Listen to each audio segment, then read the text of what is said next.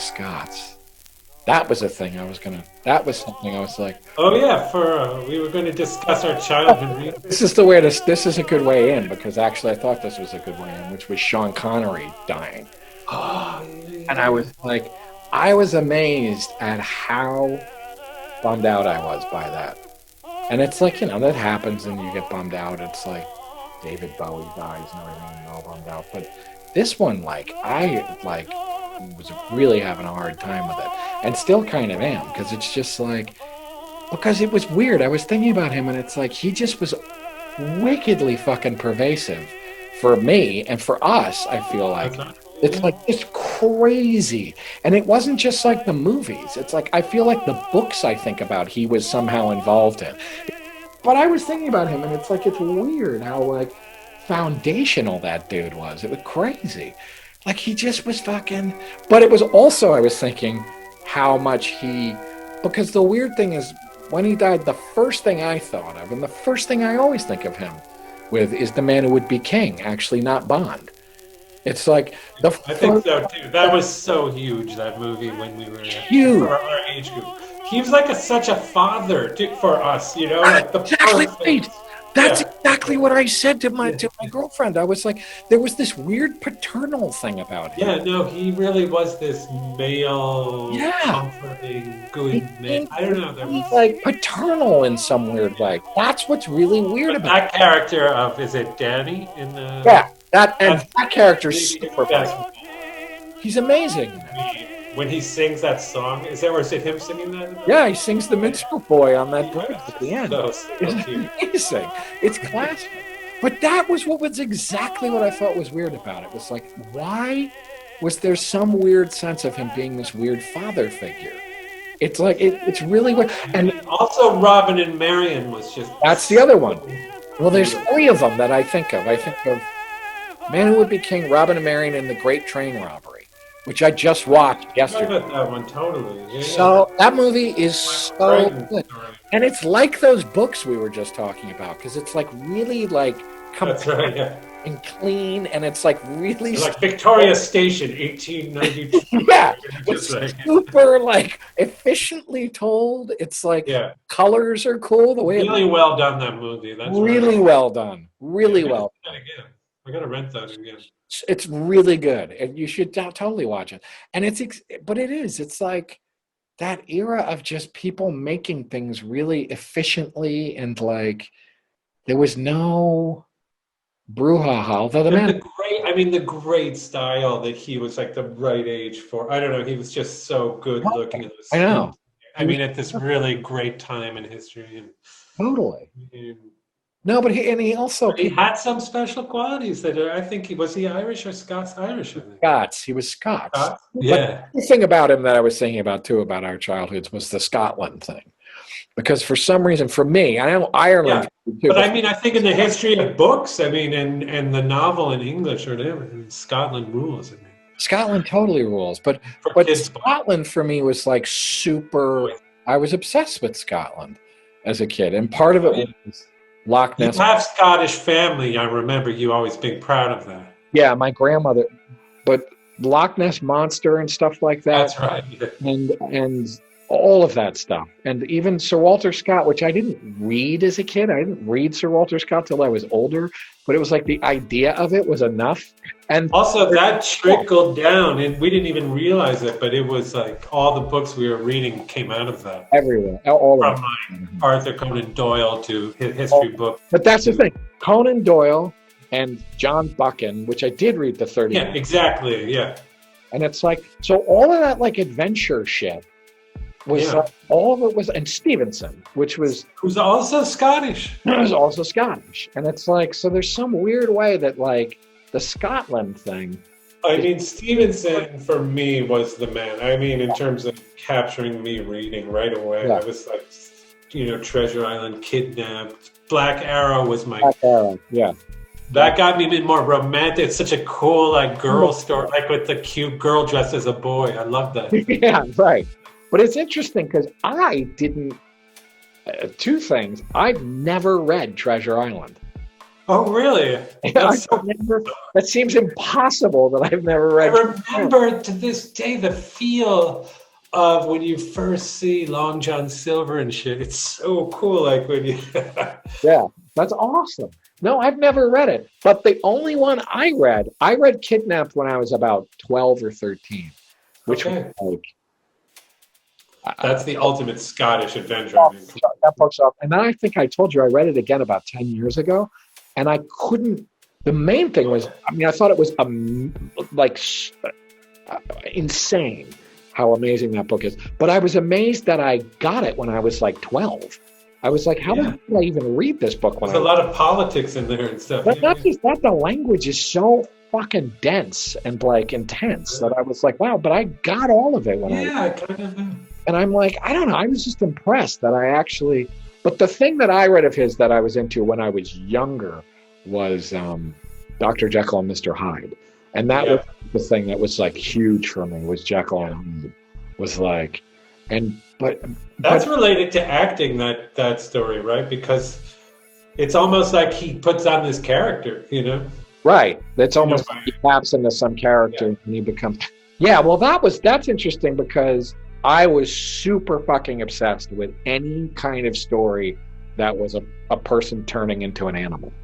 And it was what's the great H? We loved. I remember. I think you got me into that. The Island of Dr. Moreau. I was fucking. You got me into that when I first met you. I was fucking obsessed with that. But book. That is a really great book, actually. I taught that book some years ago. It's a great book, and it's fucking scary, and it's funny too, which I didn't realize until I was older.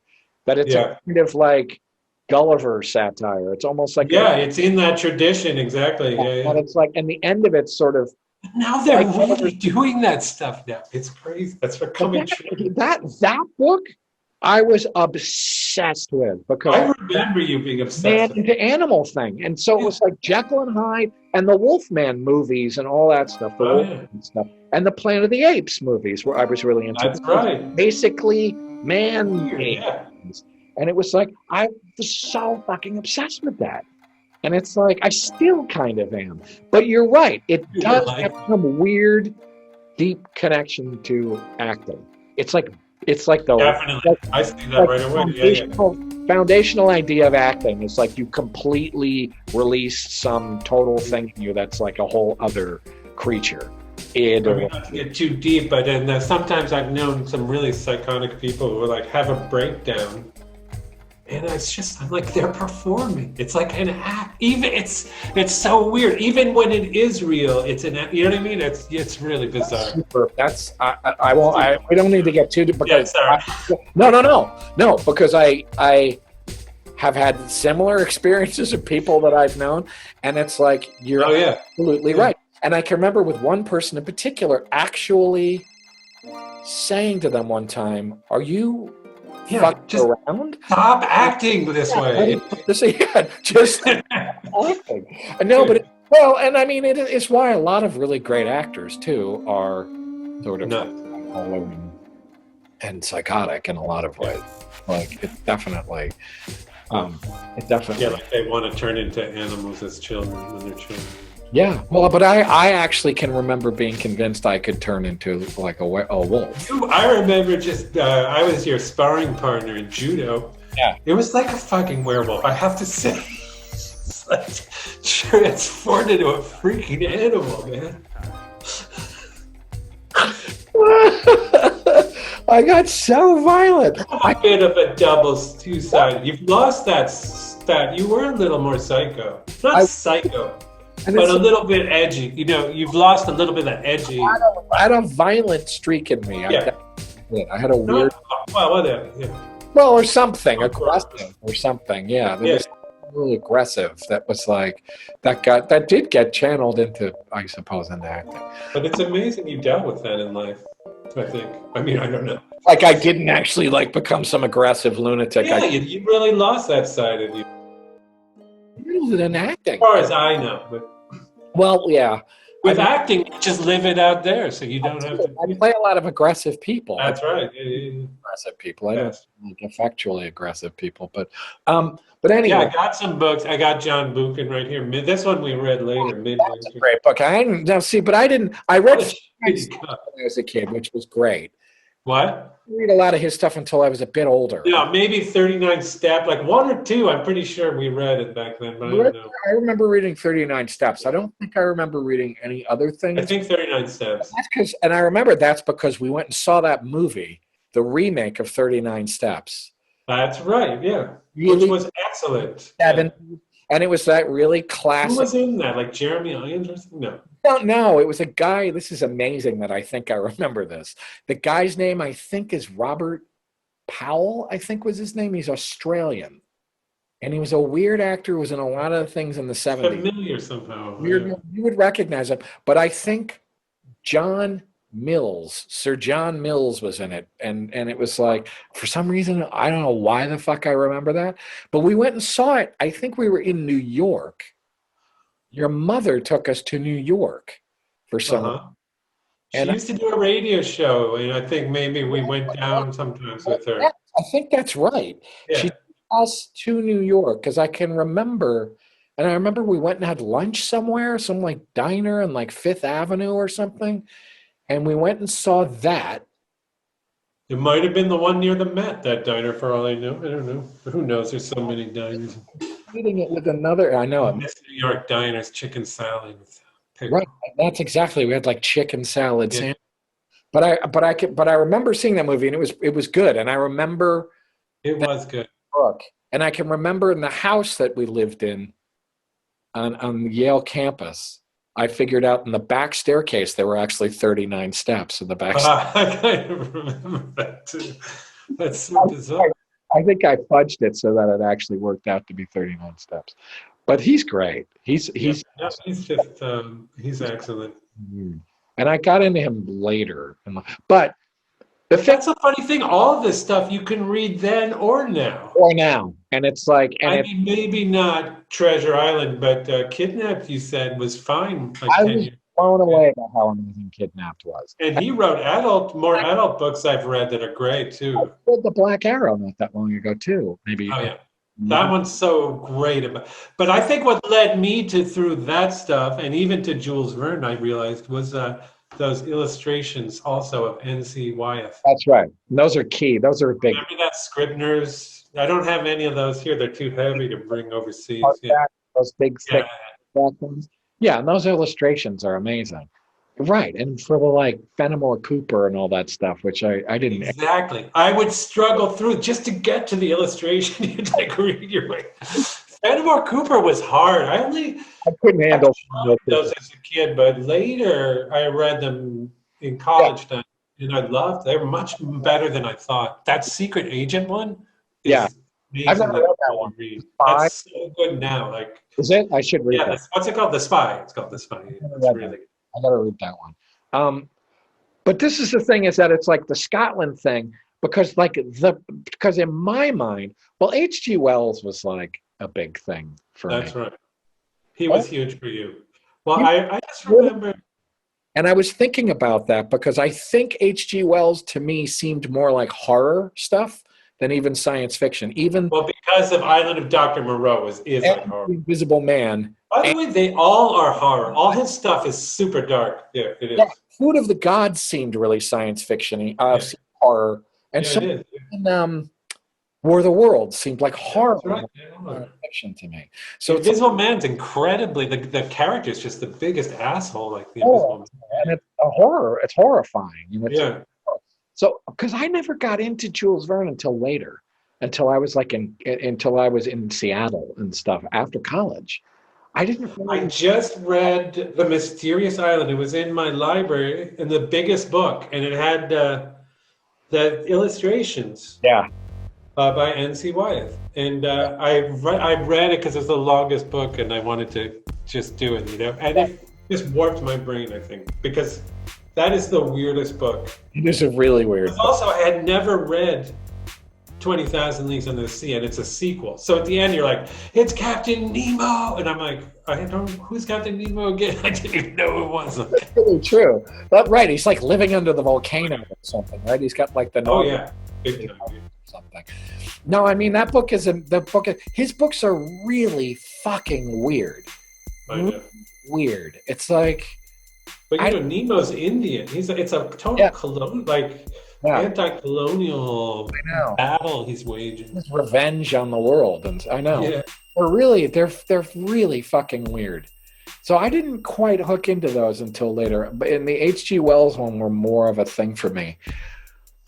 And I remember obsessively listening to Time Machine. the Orson Welles thing. My mother bought the Time Machine. But the guy to me that becomes like the gateway to like everything is Conan. Wait, what does?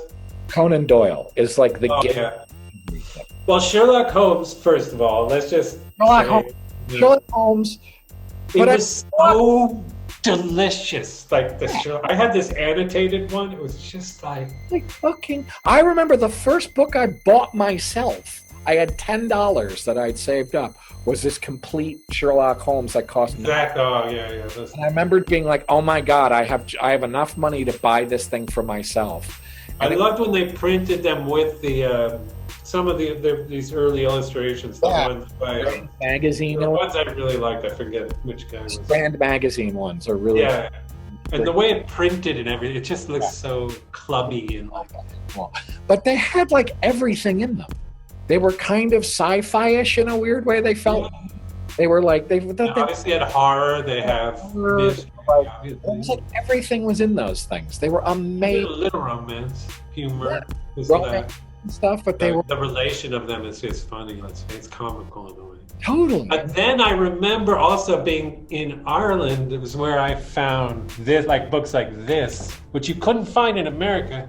This exact edition. That's what I have. And I remember just being like, "Oh no, this is White Cup. This you could find in but you could not find Sir Nigel."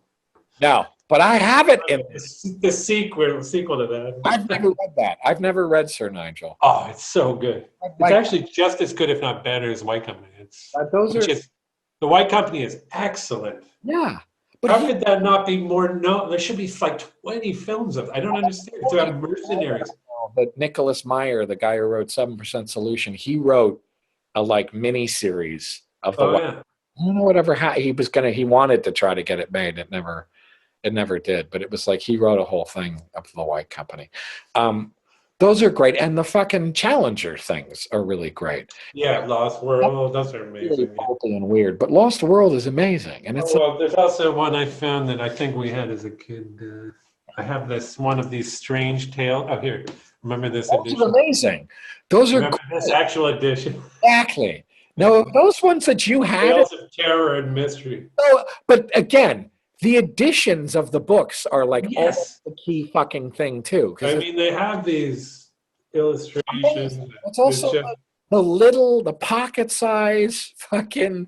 I don't know why it's so fascinating. And the covers were so much more interesting, and the whole thing is so much fucking more interesting. I think we were.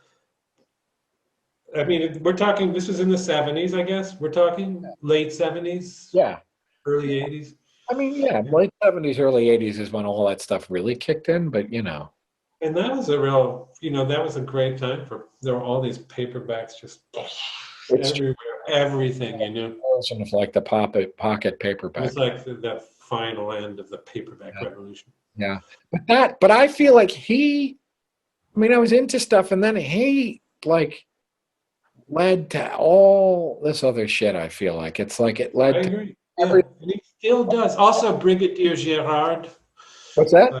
Brigadier Gerard. Those I think are actually the greatest things. I think though. I remember when we read. I think we read those around the same time. We were just stunned. It's like, how could anything be so joyous? Well, it was also this. I remember you telling me that, wait a minute. He wrote, because we were obsessed with Sherlock Holmes and we were obsessed with Napoleon. I know. I remember you being like, wait a minute. He wrote stories about Napoleon, and it was fucking it's nirvana. It's just asteroid hitting the earth. It was just like, holy fuck? It's like 2 or 3 volumes The of that. Sherlock Holmes guy wrote fucking Napoleonic stories. My mind couldn't fucking take it.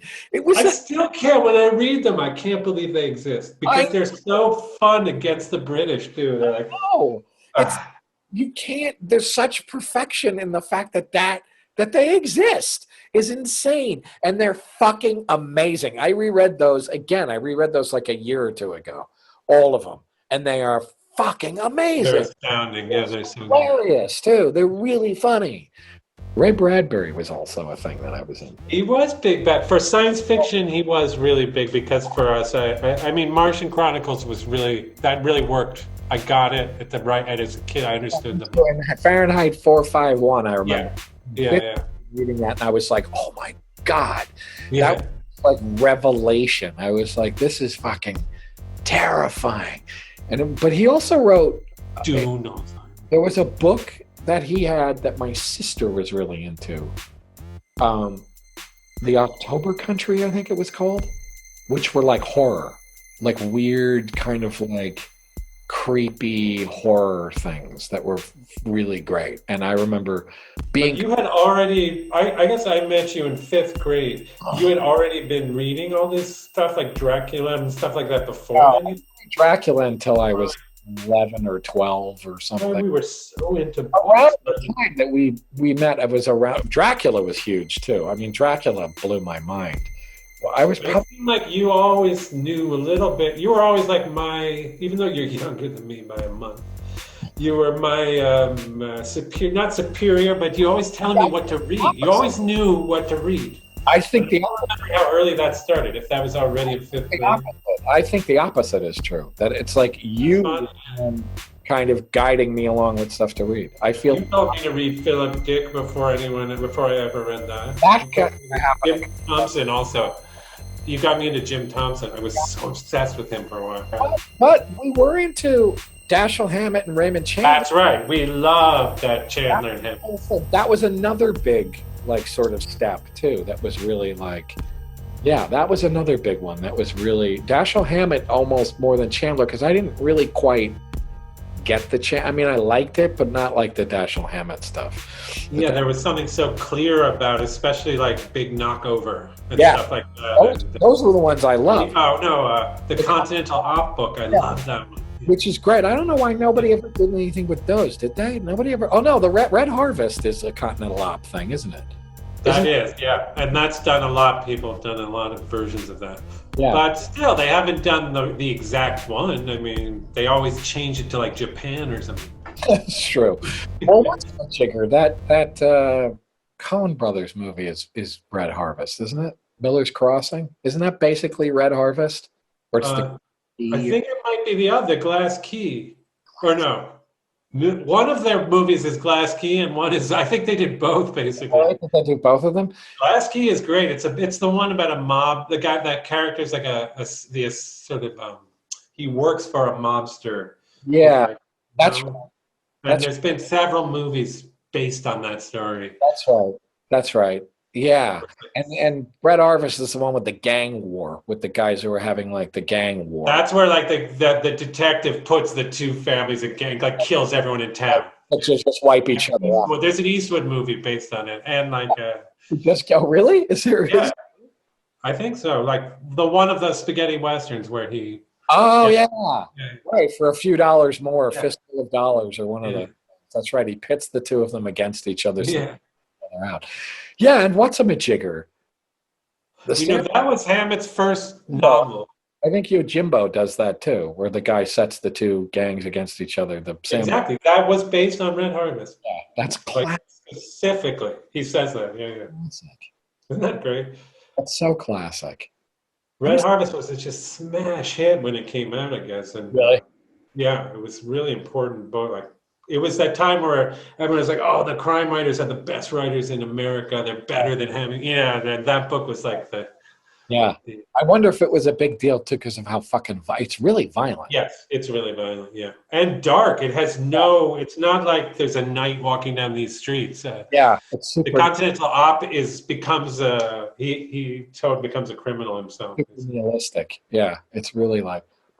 Oh, this is something that I always. This is the other thing that's been happening to me lately. Is there were books that we had when we were kids that I never read, that I would have them and I never actually got around to reading them. I was too obsessed in a weird way, like I couldn't bring myself. You had it there ready. Like that was a weird thing with me, was that sometimes I was like, I'd start it and I'd be like, this isn't what it should be. It should be different. So it was like I couldn't read it. It was like just the cover and the book itself and the idea of it. Like I had a promise that wasn't being met. A whole idea in my head of what it was going to be, and then I would be disappointed. But this actually, I can remember having pretty young, before I knew who this guy was or anything, and I never read it. But have you read this one? Oh, yeah. I have not read that one, but I do know Lem was in our lives early too. It was, but I didn't. That name is just sticks in your head, Lem, and those covers. Quite, but this is really weird. I haven't read that one. Really good. Read it. Yeah, it's like a weird take on the like those. Well, this is the other thing. All those British mysteries, like I loved the John Dixon Carr things. I remember reading as a kid. I really liked Well, there was Agatha Christie. Come on, Agatha Christie. Only now. The funny thing is now you were right about Marple. Now I agree. Marple is number one. She is the king, the queen. She is my queen. That character. But at the time, it seemed like Poirot was way better. Well, Poirot is like, it would appeal to you when you're 12 more. Yeah, exactly. Yeah. It's like, but now I look at that character is just genius, Miss Marple. I mean, the Marple books are unbelievably good. Yeah, but I read some of those when I was a kid, and I liked them. But you've gotten me into those now. Okay. Now, because I just was forgotten. No, those hold up. I can't believe how well those hold up. They're amazing. But also, like, there was Josephine Tay, right, or something. Yep, there was all of time. Stuff. There was all of that stuff, and those John Dixon Carr things and stuff. And this is like that. This is kind of like a weird send up of those like. Oh yeah, I would love to read that. Like those tricksy like puzzle ones, which I love, because it's like they become almost like. Real. Or the weapon is like this strange machine. Yeah, exactly. Like those just a single bullet through a piece of paper. Or something. I love that. Why do I love that so much? I love that too. There is something that in our brains there's something great about that. I mean, there's a Jack Vance mystery like that that's so fun. Well, what's cool is I remember realizing what I thought was cool about it was like it's this weird inverse thing where it's like the rationality. I mean, Sherlock Holmes was like this, where it's like the rational explanation is so fucking insane. It's more insane. Yeah, it's the insanity of a reason. Yeah, like, that's impossible. So it's like, but it's all based in logic and rationality. This is the insane thing. I know. It's so cool. It's like, and so this is like this weird. It's really weird. It's really, really weird. That was like 1930s, I think, or 20s maybe. That was very popular, that style of John Dixon Carr's, like locked room mystery or whatever. Right, and I liked that better than the American, like more realistic thing when I was a kid. Yeah. And then I lost my interest in that, but now I like that again better than the. I'm back. But I've tried to read some of those Carr books. They're pretty damn bad. I mean, they're so wooden characterization. It's just so they're really weird. They're purely about the puzzle. They're purely. Yeah. But also, he was American. He was. Okay, yeah. Was that Gideon Fell? Is that his detective? They're almost like parodies too. And it's Dr. Gideon Fell. Is that his? Yeah, it's supposed to be Chesterton, I think. I do like that way. He's on crutches, right? He's always physically. He's like a cool character. A cane. He's super fat. Yeah. The weird thing with those is like, those are strange. Those books, because a lot of them have weird things with automatons and puppets in them, and the characters are like puppets. That's true. Now that totally makes sense. Yeah. Very weird, those books, because they're all parodies. Which I kind of appreciated. They're like mechanical toys that, like robots of text. Yes, those things. They're like the books themselves. But that's what the murder weapon is too. So that's fucking deep. Yeah. So it's like strange. I think there's a place for that. That's amazing stuff. I think the amazing is that all the stuff we're talking about, it all comes out of Poe. You know, he's oh my God, who we also read as kids. You know, we've forgotten Poe this whole fucking. I know. Wait a minute, how That he's it. How do you, I know. dude? That's right. Poe is at the bottom of all of it. I know. He is. He's at the bottom of all of it, dude. You're absolutely right. How could I have forgotten about Poe? None of it would exist without Poe. None of it. I know. None of it. The clockwork thing, but also the violent, realistic thing too. Well, the good thing is that my parents didn't like put a cap on any of this or anything. No, I remember. All I remember of your father in his office is him standing, and behind him a wall of books, like Just up to the ceiling. this really high ceiling. Like it was like in some weird wide-angle lens of just, Yeah. Yeah. He had like all the books of the world behind him. Yeah. When I saw. Yeah. Well, and his stuff was, I mean, yeah, that stuff that he read, I came to appreciate more later. I mean, I didn't, like, I What read, did he mean, like Renaissance? yeah, like the Fairy Queen and stuff Oh like yeah, that. that was later. We couldn't handle that. No, I couldn't handle I it. still can't. I got to go back to Fairy Queen someday. It's amazing. I mean, it's like, I never enjoyed it in college. I mean, I had to read it, but I didn't really find it. I bet it was be easier to read now for us, but it also like that's like a big source book of all the like. Well, that's I was just gonna say like Anglo-Irish. well, like Tolkien and stuff like that's right. Oh, yeah. But like Tolkien, well, that was another. That was The Hobbit was huge, and like those books. Oh yeah, Tolkien. I mean, I can't believe we didn't mention that Yeah, because Tolkien was huge, and I love that so much. Also, the illustration world of it. These calendars at that time. yeah, those Hildebrandt, those brothers. Yeah, the brothers are. Yeah, all of that like fantasy artwork stuff was a really big. Yeah. And again, like Conan and all that stuff, like the Conan. But I have to say, you see this, the Peter Jackson film, I really think they just basically got all of their ideas from those illustrators. I've never even The brothers, Hildebrandt, right? They look exactly like They that. look exactly like those illustrations. He Not found- quite as good. No, I know, and he found actors and he put makeup on people that look like that. You're absolutely right. They look exactly like those. Yeah. What the fuck was the deal with those guys? They were like twins or something. I don't know who they were. I just said, what the hell was that? Why were they only good at Tolkien? I don't know. They were like these weird hippie twins. But I think really? they also did like kind of like science fiction-y stuff. Okay. Maybe they did. A lot of kind of like I didn't know they were hippie twins. That's amazing. fantasy stuff too. Probably just one guy, like Mirror. No, I think there were two of them.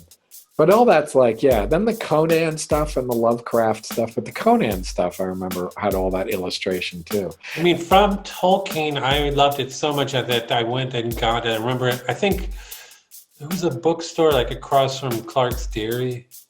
Wasn't there? There was the Paperback Trader. Yeah, was that across? There was the Foundry bookstore. The Foundry. I got it at the Foundry. Is where I got Ursula Le Guin's, her fantasy stuff. Earthsea. I never read those, but that's a big one for me too. Was Lathe of Heaven was a big book for me too. Yeah. Because I just read the fantasy ones at this time. Yeah.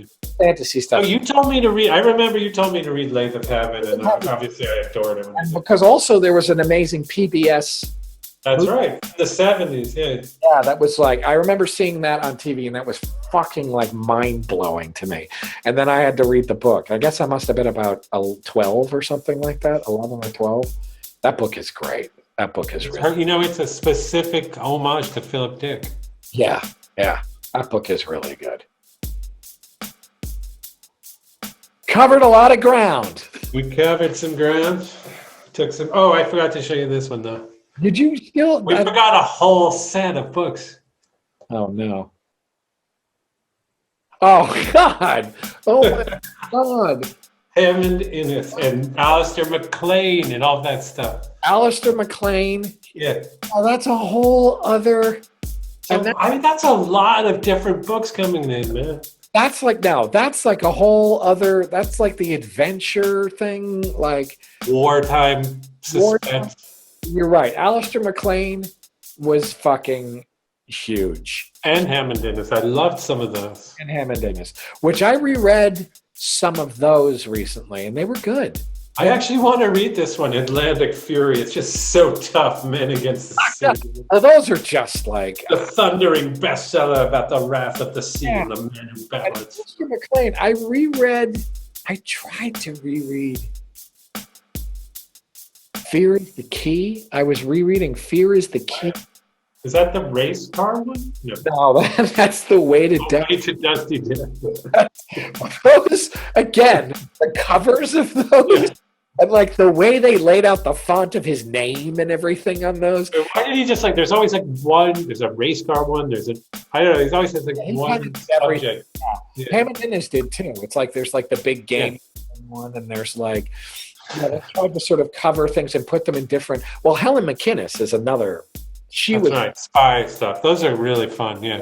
And I reread one of those recently, and it was great. Those are better when you're older. Yeah. That was great. Yeah, and I didn't appreciate them as much when I was a kid. But I tried to reread Fear's the Keys, the one about the crashed airplane with like gold on it in like the Bahamas or something, like off of Florida. Yeah, I remember a little bit. I remember really liking that one. It is so weird. And the one South by Java had, I tried to read that. It was unbelievably racial. It was just like, whoa. Racist and like really weird, too. Like this weird kind of like sarcastic humor in it that's really weird. And like just weird. In the first like 3 pages, there's just an avalanche of ethnic stereotypes. There's like, it's so fucking ridiculous. It's like I was bummed out actually that the Alistair MacLean. Yeah, they're pretty lame. Those things. Maybe the war ones are better. Yeah, he started off. I think wasn't he really a war veteran?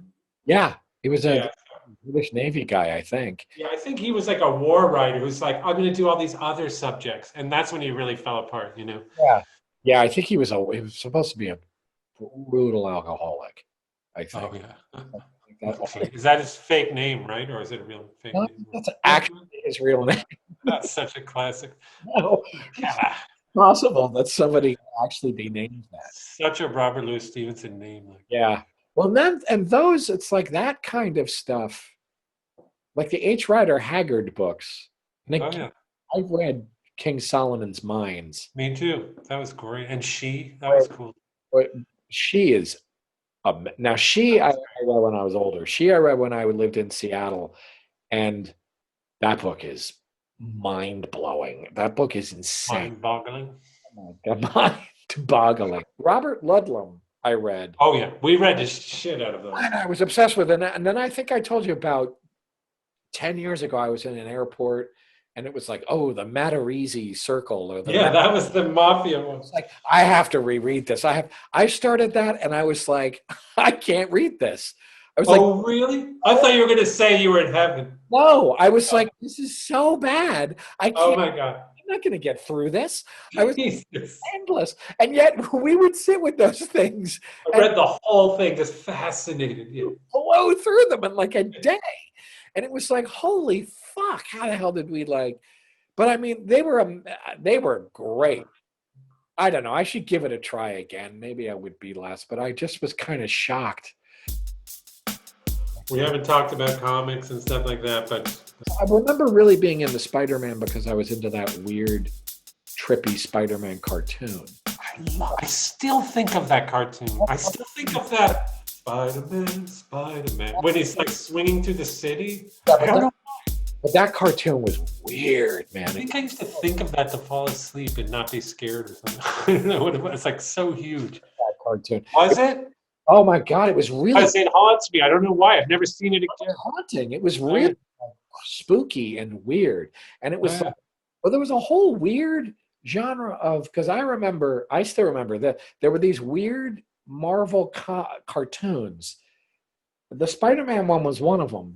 I still remember the Thor one was cross the rainbow bridge of Asgard, where the blooming heavens roar. You'll behold in breathless wonder the god of thunder, mighty Thor. Do you remember that? No, I don't think I saw that. Move. They were still. Okay. And they would sort of like, they would close up on them or pull back. And they would kind of like move like this, but they didn't really move. And then there was a Hulk one and there was a Thor one. And and the Spider-Man one was a little bit like that. They used the same images. Yeah, the same city going by forever. Like, yeah. they had the same thing would repeat over and over again. Yeah, yeah. The backgrounds and shit are really trippy and weird in Oh, I those. have to check. Yeah, because that was literally like, I think a big part of my brain formation was like, they like, oh, stick him in front of Spider-Man, and he's just Yeah. like, what the hell? Or, also, we could talk about early TV next time. Let's do that. Let's totally do it. I mean, whether we use this for anything or not, I know. it's kind of great just actually remembering all this shit.